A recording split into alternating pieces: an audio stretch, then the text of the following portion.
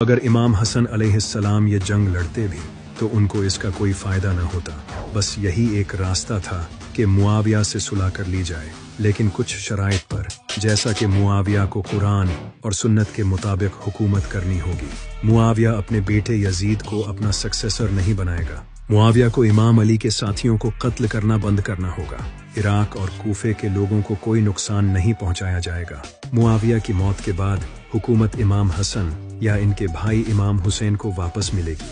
ये वो तमाम शराइत थी जो मुआविया नहीं मानना चाहता था, लेकिन पावर हासिल करने के लिए इसने ये एग्रीमेंट कर लिया। अब मुआविया के पास हुकूमत आ चुकी थी, लेकिन इसके रास्ते में सबसे बड़ी रुकावट इमाम हसन थे, क्योंकि वो फ्रीली हुकूमत नहीं कर सकता था और अपने बेटे यजीद को भी खलीफा नहीं बना सकता था जब तक इमाम हसन जिंदा थे, क्योंकि अगर वो ऐसा करता तो इमाम हसन दोबारा इसके खिलाफ खड़े हो जाते। इसीलिए मुआविया ने इमाम हसन को जहर देकर शहीद कर दिया। वही हसन जिनके बारे में आप सल्लल्लाहु अलैहि वसल्लम ने फरमाया था, हसन मुझसे है और मैं हसन से हूँ।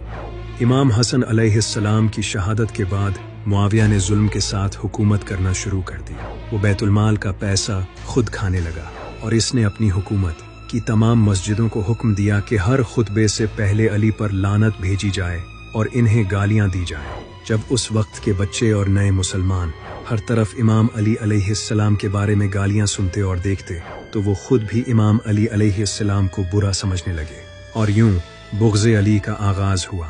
मुआविया के दिल में इमाम अली अलैहिस्सलाम का बुग़्ज़ था, क्योंकि इमाम अली अलैहिस्सलाम ने इसके ख़ानदान के कई अफराद को कत्ल किया था जब ये लोग काफिर थे और इस्लाम के दुश्मन थे। इसी बुग़्ज़ की वजह से मुआविया कई सालों तक इमाम अली अलैहिस्सलाम पर लानतें करवाता रहा, क्योंकि वो सारी जिंदगी इस्लाम का दुश्मन रहा था और अब कलमा पढ़कर नबी सल्लल्लाहु अलैहि वसल्लम के ख़ानदान से बदला ले रहा था। मुआविया ने अपने बारे में झूठी हदीसें लिखवाना शुरू कर दी और इमाम अली अलैहिस्सलाम के फ़ज़ाइल को छुपाना शुरू कर दिया।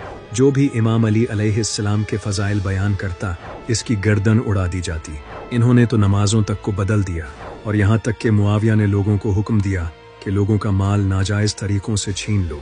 एक बार तो मुआविया ने खुलेआम कह दिया कि सूद हराम नहीं है, मगर इसी वक्त हज़रत सईद बिन खुदरी रज़ी अल्लाह तआला अन्हु खड़े हो गए और कहा, मैंने खुद नबी सल्लल्लाहु अलैहि वसल्लम से सुना है कि सूद हर हाल में हराम है। मैं वहाँ नहीं रह सकता जहाँ तुझ जैसा घटिया हुक्मरान हो। इसीलिए नबी सल्लल्लाहु अलैहि वसल्लम ने फरमाया था, जब भी मुआविया को मेरे मिंबर पर देखो, इसे कत्ल कर दो। और आपने मुआविया, इसके बाप और इसके भाई पर लानत की थी जब ये तीनों आपके सामने से गुजर रहे थे।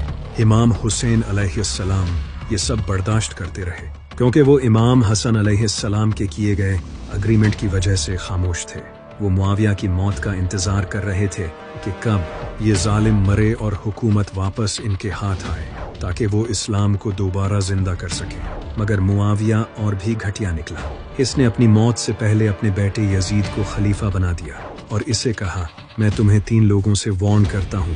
पहला है उमर का बेटा अब्दुल्ला बिन उमर, इसके बारे में फिक्र न करना, इसका लौटा और जाए नमाज ही इसे हिलने नहीं देगा। ये खामोश बैठा अल्लाह अल्लाह करता रहेगा। और दूसरा है जुबैर का बेटा अब्दुल्ला बिन जुबैर, इससे बचना ये एक चालाक लोमड़ी है। खामोश रहने का दिखावा करेगा, लेकिन मौका मिलने पर वार करेगा। मगर ये भी तुम्हारे लिए इतना खतरनाक नहीं। मगर तीसरा है अली का बेटा हुसैन इब्ने अली, ये तुम्हारे लिए सबसे ज्यादा खतरनाक है। अगर ये तुम्हारे खिलाफ खड़ा हो गया तो तुम उसे हरा नहीं सकोगे। इससे होशियार रहना, क्योंकि मुआविया जानता था कि यजीद की जालिम हुकूमत को सिर्फ हुसैन ही चैलेंज करेगा, क्योंकि एग्रीमेंट के अकॉर्डिंग वो इसे अपना सक्सेसर नहीं बना सकता था। और ऐसा ही हुआ।